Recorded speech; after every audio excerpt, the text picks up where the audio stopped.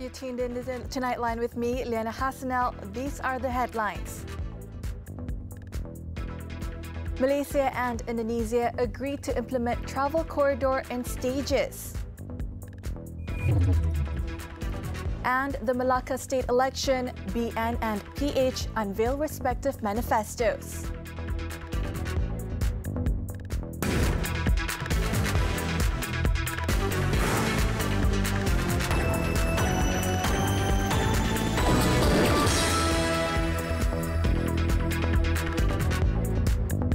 Good morning.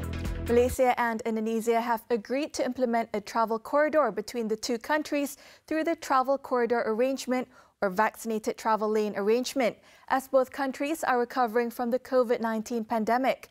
Prime Minister Datuk Seri Ismail Sabri Yaakob said the relevant ministers will refine the initiative so that the border between the two countries involving the Kuala Lumpur, Jakarta, Kuala Lumpur and Kuala Lumpur, Bali, Kuala Lumpur routes can be reopened. Malaysia dan Indonesia dapat melaksanakan satu koridor perjalanan antara kedua-dua negara melalui aturan Travel Corridor Arrangement ataupun TCA. Kita bersetuju tadi supaya joint statement akan kita buat untuk kita mengumumkan pembukaan border antara Malaysia dengan Indonesia. The Prime Minister said this in a joint media conference with Indonesian President Joko Widodo at Istana Bogor in conjunction with inaugural three-day official visit which began on Tuesday. On Indonesian migrant workers in Malaysia, Datuk Seri Ismail assured that the welfare and protection of Indonesians working in Malaysia will continue to be preserved. He said the Workers' Minimum Standards of Housing and Amenities Act 1990, amended last year, guarantees comfortable accommodation for employees, not only for Malaysians but also for foreigners, including from Indonesia. Saya telah pun memberikan jaminan kepada Bapak Presiden bahawa kita akan menyegerakan penandatanganan MOU di antara Kementerian Sumber Manusia dan Kementerian Tenaga Kerja di Indonesia. Datuk Seri Ismail added that Indonesian workers can take advantage of the Malaysian government's extension of the recalibration program until the end of this year by either returning home voluntarily or working legally. The Prime Minister also said that cooperation between Malaysia and Indonesia in the field of culture will also be enhanced through the joint listing on UNESCO of several other collectively inherited cultural heritage items. A joint listing in the future could prevent the relationship from being undermined, as Malaysia and Indonesia share many similarities in various matters, including customs, traditions, and cultural heritage. Earlier, the two leaders witnessed the signing of two Memoranda of Understanding, MOU, between the two countries for cooperation in the field of education and customs. The Prime Minister was accompanied by Foreign Minister Datuk Saifuddin Abdullah, Finance Minister Tengku Datuk Seri Tengku Zafrul Abdul Aziz, and Charge d'Affaires of the Malaysian Embassy in Indonesia, Adlan Muhammad Syafiq.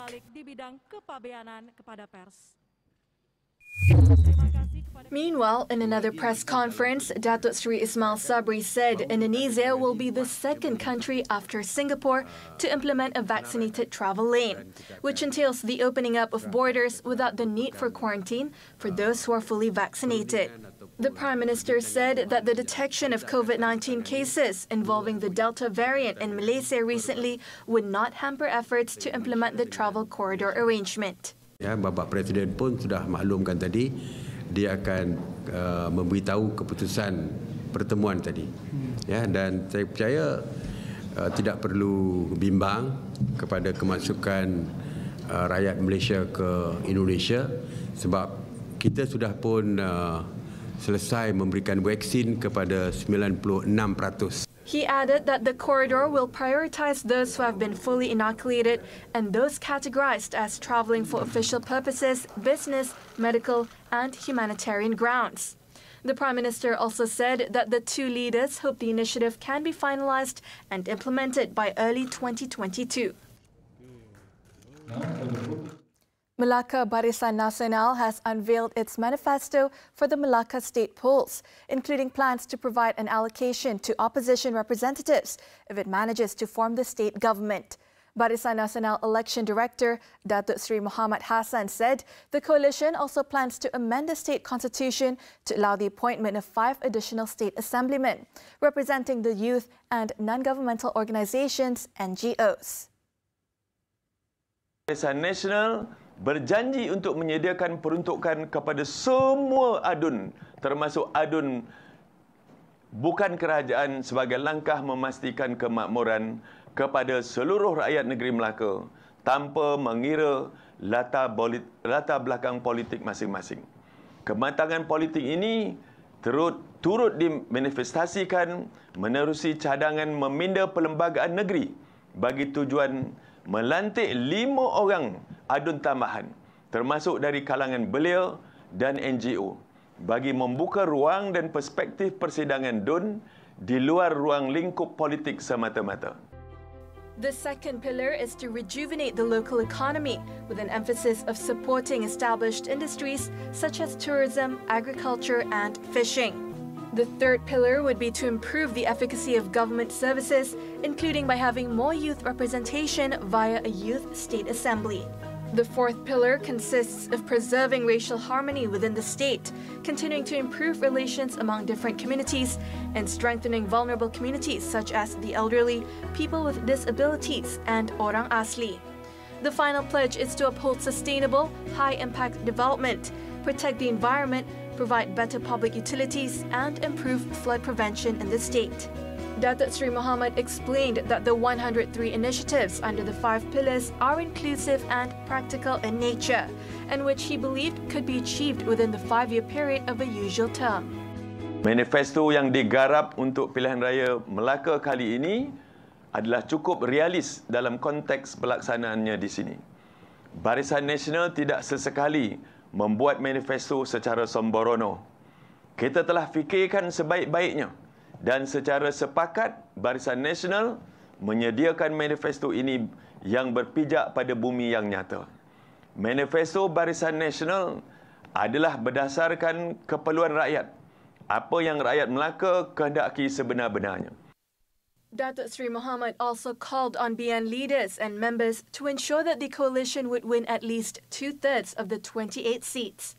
At the same time, he asserted that there will be no more Barisan Nasional representatives jumping ship after elections, as the 4-party coalition has made all its Melaka election candidates sign watertight documents that purportedly prevent them from changing parties midstream if BN wins in the November 20 polls to form the state government.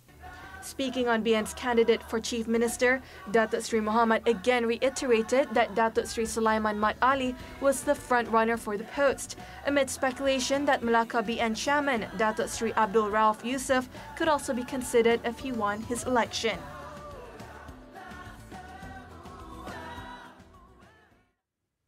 Also launching its manifesto for the Melaka state election was the Pakatan Harapan.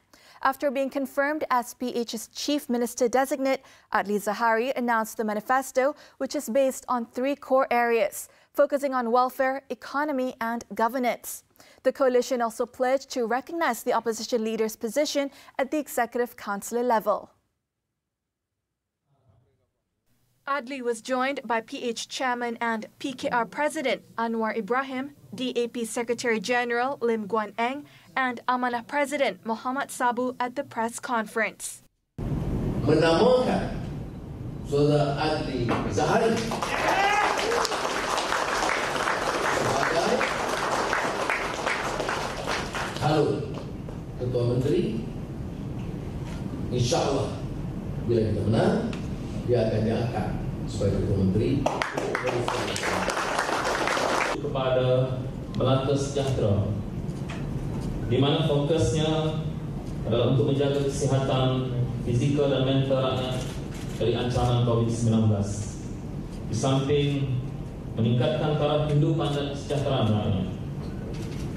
Manakala bagi generasi yang kedua, meliputi Melaka Makmur, bagi mewujudkan peluang pekerjaan baru untuk rakyat Melaka, menggalakkan usaha perniagaan kecil dan sederhana, serta merancangkan pelaburan. The coalition also pledged to enact an anti-party hopping enactment should it form the state government. Also announced were equal allocations for all 28 assemblymen regardless of political party. Adli said PH would make it mandatory for all assemblymen to declare their assets, while making open tenders the core of the next state government's procurement process. He pointed out that the former PH state administration was able to fulfill 62 of its 85 manifesto promises for GE14 within 18 months, including providing free bus services, the construction of 100 free homes, and uplifting 1,070 families from poverty. Meanwhile, the government is considering giving slots to Melaka state election candidates, including those from the opposition, to campaign via official television and radio channels. Communications and Multimedia Minister Tan Sri Anwar Musa said this is because the government understands the difficulties faced by all political parties, especially new candidates, to campaign in the new normal. Speaking to reporters after a demonstration of 5G multi-operator core network integration at Titiwangsa Telekom Malaysia on Wednesday, Tan Sri Anwar said the government understands the problems faced, especially by the new candidates. He stressed that even though political parties have introduced new campaign methods, there was a need to let them appear on mainstream media. I'm aware of the request. We are looking into the matter. I will have discussion with RTM especially later today, and if it is possible to make some kind of arrangement to give equal opportunity for every candidate, I will make an announcement in 1 or 2 days' time. Tan Sri Anwar was commenting on a request by Pakatan Harapan for all contesting parties in the Melaka election to be given slots in government media to campaign, and requested that each party be given at least 30 minutes daily to speak over TV and radio channels. This was after the imposition of strict standard operating procedures by the Election Commission, which does not allow ceramah, rallies and house-to-house visits. Now, former Melaka Chief Minister Adli Zahari has failed in his bid to obtain leave from the High Court to stop the Melaka state election scheduled for November 20th. The former Bukit Katil Assemblyman, in his application for leave to initiate a judicial review, also sought a declaration that the dissolution of the 14th Melaka State Assembly on October 4th was null and void. Judge Datuk Norin Badaruddin, in dismissing Adli's leave application on Wednesday, ruled that the decision by Melaka Yang di-Pertuan Negeri Tun Muhammad Ali Rustam to dissolve the State Assembly is non-justiciable. Justice Datuk Norin said in her brief judgment that Article 7, Bracket 4 of the Melaka State Constitution allowed former Chief Minister Datuk Sri Sulaiman Mat Ali, after no longer having the confidence of the majority of assemblymen, to make a request to the Yang di-Pertuan Negeri for dissolution of the State Assembly. The judge further said that the dissolution of the State Assembly is non-justiciable and consequently not amenable for judicial review. 50-year-old Adli filed the application naming Datuk Sri Sulaiman, former State Assembly Speaker Datuk Sri Abdul Rauf Yusof, the Election Commission and Tun Muhammad Ali as the first, second, third and fourth respondents respectively. He had sought a declaration that Datuk Sri Sulaiman's action in advising Tun Muhammad Ali to dissolve the State Assembly was illegal and therefore null and void. Adli also sought a certiorari order for the EC's writ of election dated October 18th for the state election to be quashed, costs and other relief deemed fit by the court. Mother killed by suspected addict son. This and more from the local front when we come back.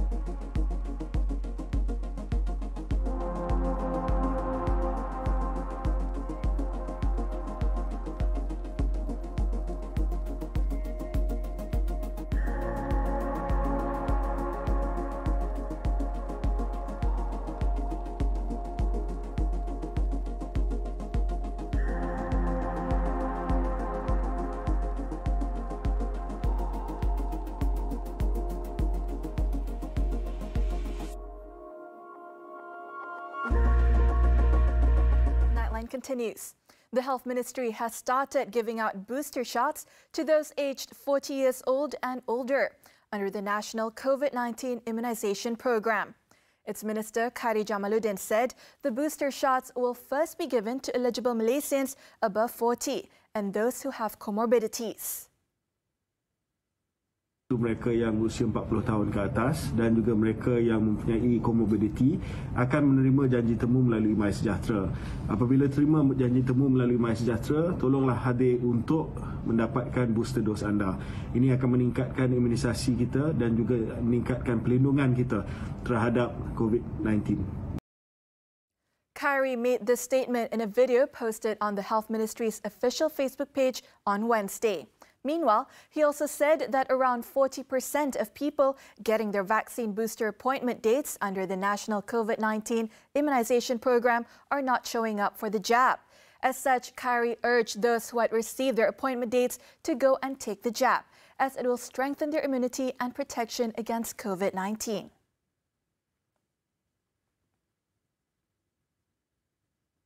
The development of the local COVID-19 vaccine will be equipped with a halal certificate, thus making it different from other vaccines. Deputy Science, Technology and Innovation Minister Dato' Ahmad Amzad Hashim said the development of the vaccine involved the cooperation of the Malaysian Islamic Development Department, or JAKIM, and the National Pharmaceutical Regulatory Agency, NPRA. Selain daripada pelibatan NPRA yang memastikan supaya vaksin ini melalui proses yang sepatutnya bagi memudahkan kelulusan, pelibatan daripada awal JAKIM ini akan memberi kelebihan kepada kita. Barangkali kita akan menghasilkan vaksin yang mempunyai trademark sebagai vaksin halal yang pertama di dunia. Ini kelebihan kepada kita. He said that the production of the local COVID-19 vaccine would take time to achieve the required level of safety and effectiveness, as it would need to go through various phases of clinical testing. He added that the emergence of the halal vaccine is likely to be the first COVID-19 vaccine in the world to have a halal certification that is accepted worldwide.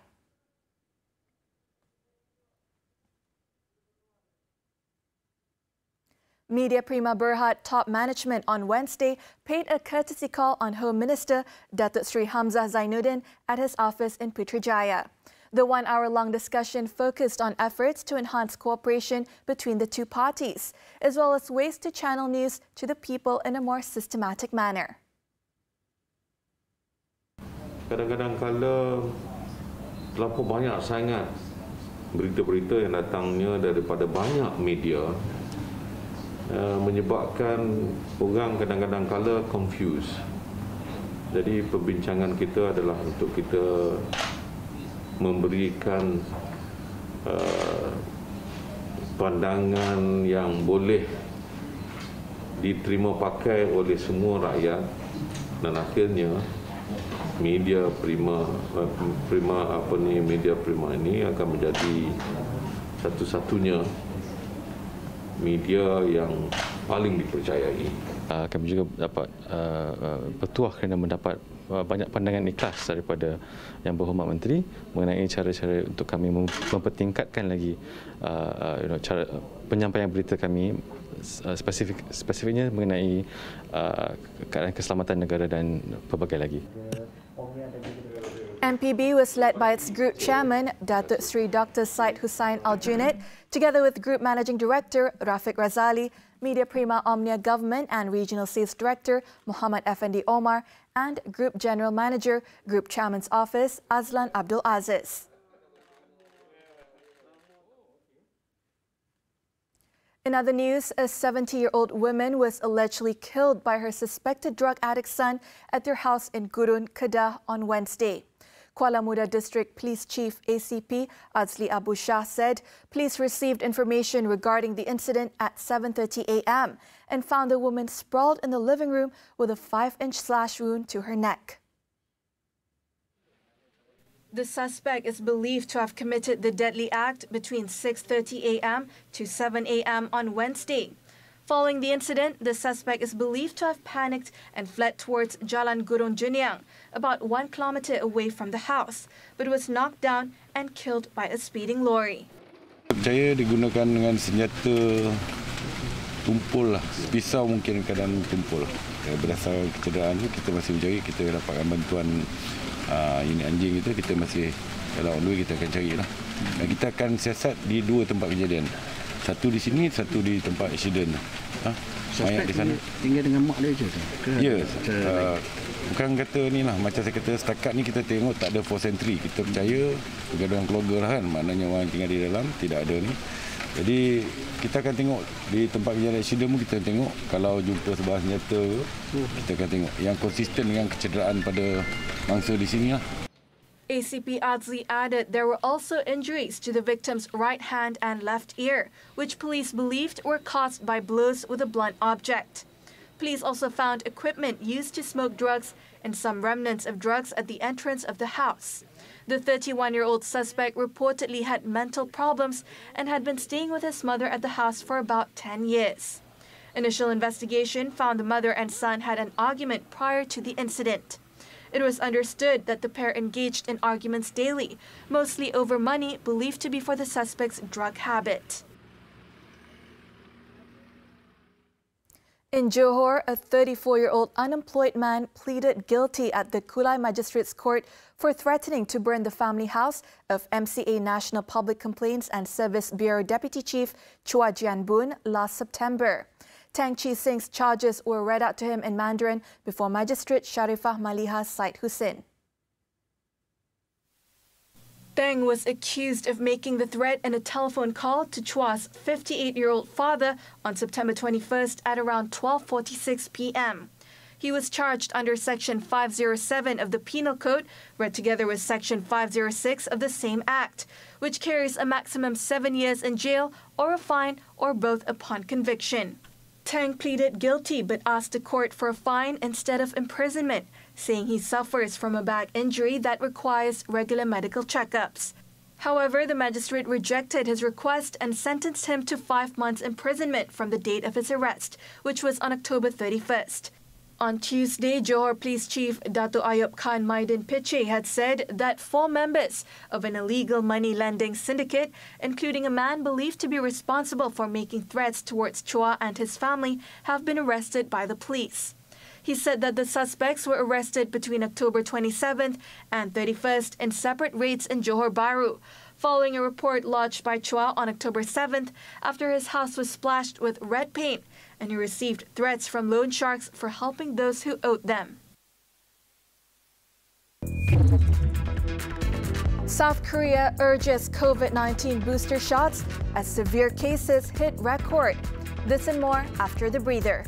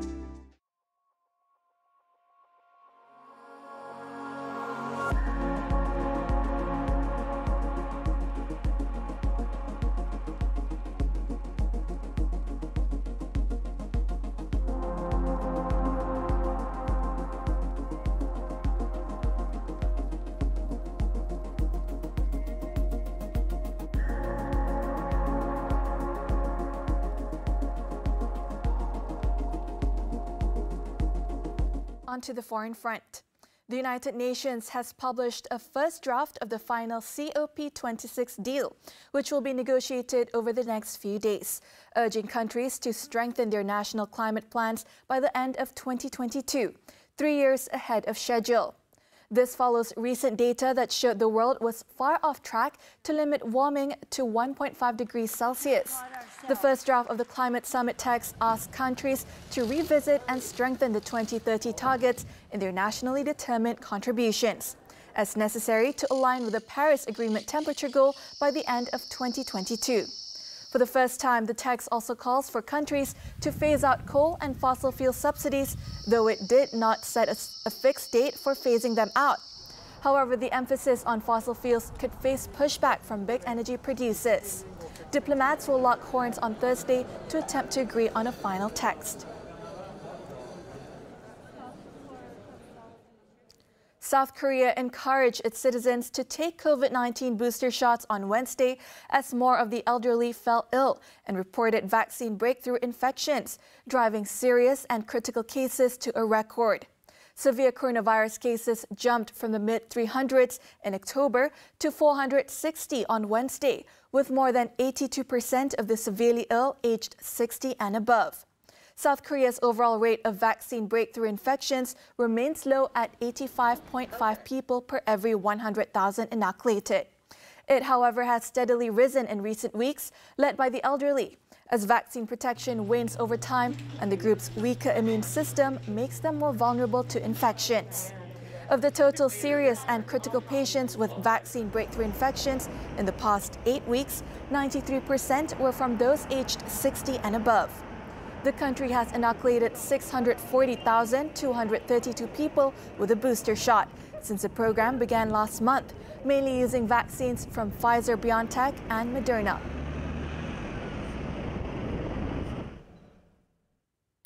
Over in China, police detained 3 people after thousands of cheering fans packed a square in Wuhan to watch a Chinese team win a major esports world title.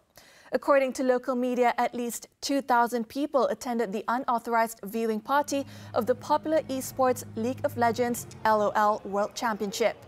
The wild celebration erupted after Shanghai-based professional gaming team defeated South Korean title holders Damwon in Reykjavik on Saturday. It was understood that the 3 organizers were remanded for up to 10 days for holding the event without permission from the public security authorities, which caused security risks. One of the organizers were fined at least $80.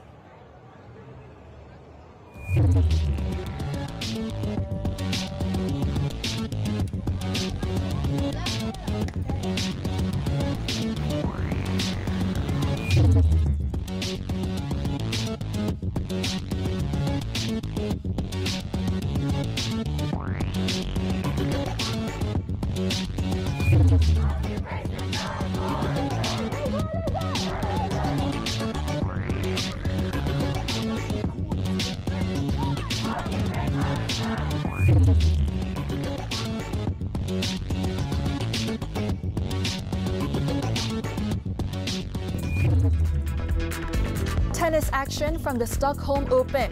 Stay tuned.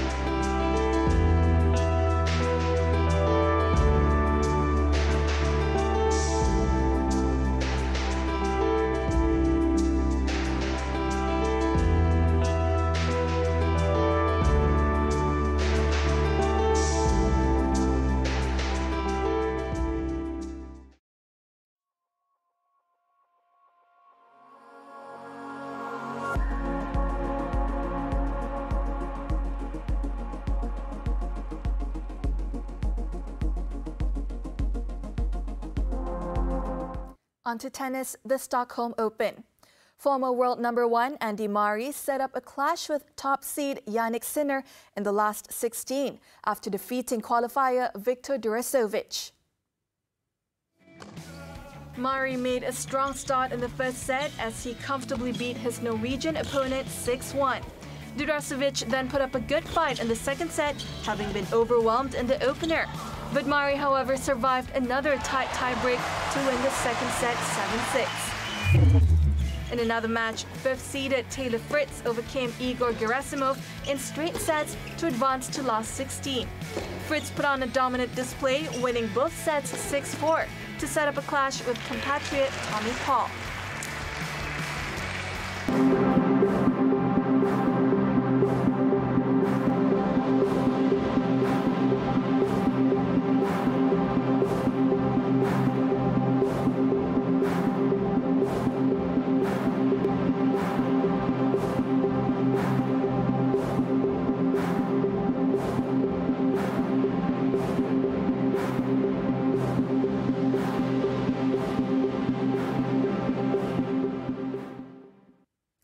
Over in Austria, Chinese-American freestyle skier Eileen Gu added another accolade to her growing collection after she landed the world's first female double cork 1440 trick at the Dubai Prime Park Sessions. Let's take a look as we wrap up Nightline this time around.